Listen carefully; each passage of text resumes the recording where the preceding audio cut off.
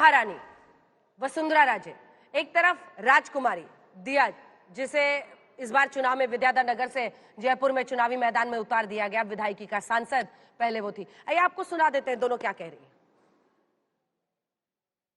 राजस्थान की ये जो शानदार जीत है, ये माननीय हमारे प्रधानमंत्री नरेंद्र मोदी जी, जिनका मंत्र था ये सबका साथ, सबका विकास, सबका विश्वास और सबका प्रयास, ये उसकी जीत है, उनकी दी हुई गारंटी की जीत है। और सबसे बड़ी बात तो यह है कि ये जीत हमारे जनता जनार्दन की है, जिसने कांग्रेस के कुराज को नकारते हुए और भारतीय जनता पार्टी के सुराज को अपनाने का काम किया है। मुझे कुछ ज़्यादा नहीं करना पड़ा, मुझे एक एक घर तक ले जाने का जो काम किया है हमारे कार्यकर्ताओं ने, तो मैं पूरा मेरी जीत का श्रेय उनको भी देना चाहूँगी।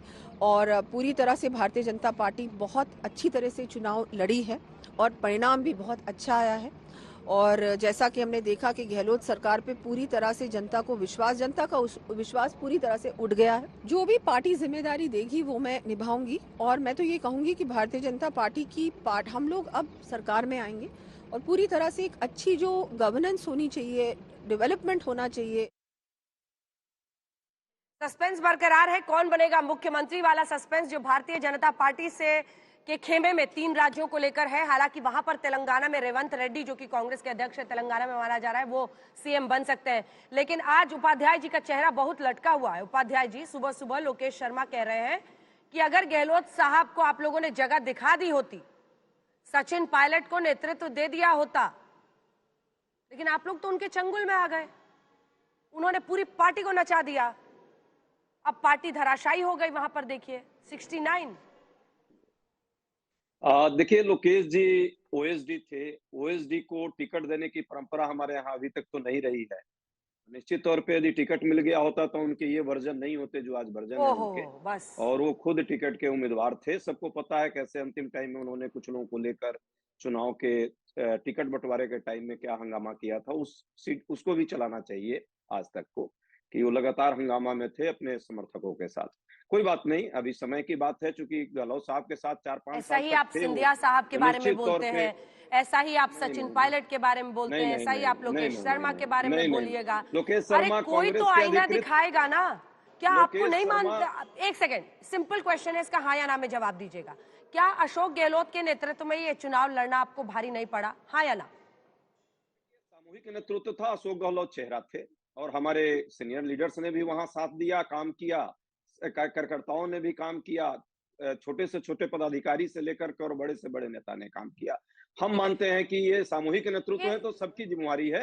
अशोक गहलोत चेहरा थे निश्चित तौर पे, और भारी और हल्का की बात नहीं है। जो राजनीति है, परिस्थिति है, जो मुद्दे थे शायद हम उस मुद्दे को नहीं ले जा पाए, रिवाज वहां हम नहीं बदल पाए, बहुत सारी चीजें हैं, उसको हम लोग बैठ करके अभी उस पर जरूर विचार करेंगे कि क्या किन कारणों से हम हारे हैं। कोई एक कारण चुनाव में हार जीत का नहीं होता है, न जीत का होता है, न हार का होता है।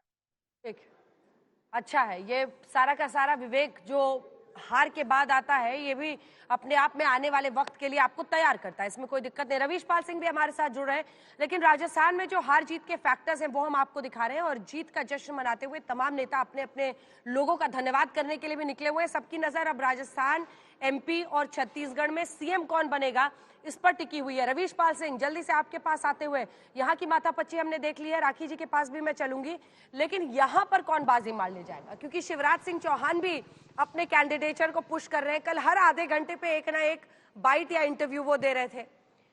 दूसरी तरफ अगर हम देखें तो ज्योतिरादित्य सिंधिया ने भी चंबल में बहुत सारी सीटें बीजेपी के लिए इस तरफ की है।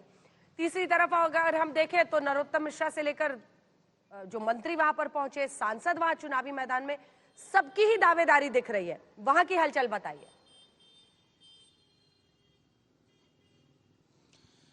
जी बिल्कुल अंजना, यहाँ पे दरअसल जो है अब असली लड़ाई शुरू हुई है भाजपा की, क्योंकि जीत तो लिए है अब चुनाव। ये तो प्रधानमंत्री नरेंद्र मोदी की गारंटी और मामा शिवराज की जो लाडली बहना योजना है, उसने ऐसा यहाँ पे काट चला कि सारे धुरंधर जो है वो उड़ गए। कांग्रेस के भी कई बड़े चेहरे इसमें हार गए, लेकिन अब भाजपा के लिए असली चुनौती है कि सीएम किसको बनाए। शुरुआत में यह माना जा रहा था कि इस बार मुख्यमंत्री के चेहरे पे क्योंकि चुनाव नहीं लड़ा है, जन आशीर्वाद यात्राओं पे भी अगर देखा जाए तो सीएम को अकेला फेस नहीं रखा था शिवराज सिंह चौहान को, तो यहां तो लगभग यही मान के चला जा रहा था कि शिवराज सिंह चौहान को पूरी तरीके से एमपी की राजनीति से दरकिनार कर दिया गया है, शिवराज सिंह चौहान कम से कम अगले मुख्यमंत्री नहीं होंगे, ये मान के चला जा रहा था। लेकिन चुनाव जैसे जैसे नजदीक आए और जिस तरीके से भारतीय जनता पार्टी ने शिवराज सिंह चौहान को आगे किया फिर कि अब आपको ही आगे निकलना है, आप ही को सभाएं करनी है, आप ही को पूरी तरीके से चुनावी माहौल संभालना है, और इसीलिए अंतिम के 30 दिनों में जो आचार संहिता के अंतिम 30 दिन थे उसमें शिवराज सिंह चौहान ने 165 सभाएं की। और माना जा रहा है कि शिवराज सिंह चौहान की जो छवि है मध्य प्रदेश में, उसकी वजह से, उनकी जो योजनाएं हैं उसकी वजह से मध्य प्रदेश में भारतीय जनता पार्टी को 18 सालों की सरकार के बावजूद इतना प्रचंड बहुमत मिल गया।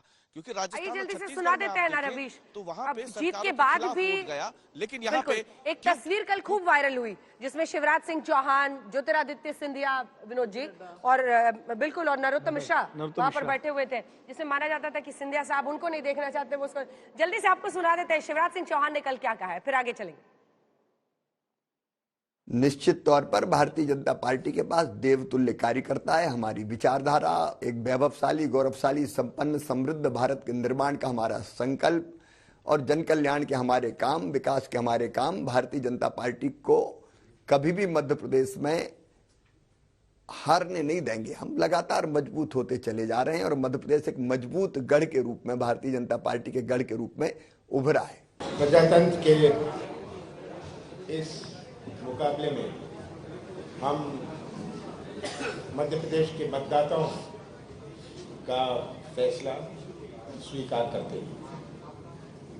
आज विरोधी दल के नाते और आगे भी जो हमारा कर्तव्य है, हम उस कर्तव्य पर डटे रहेंगे।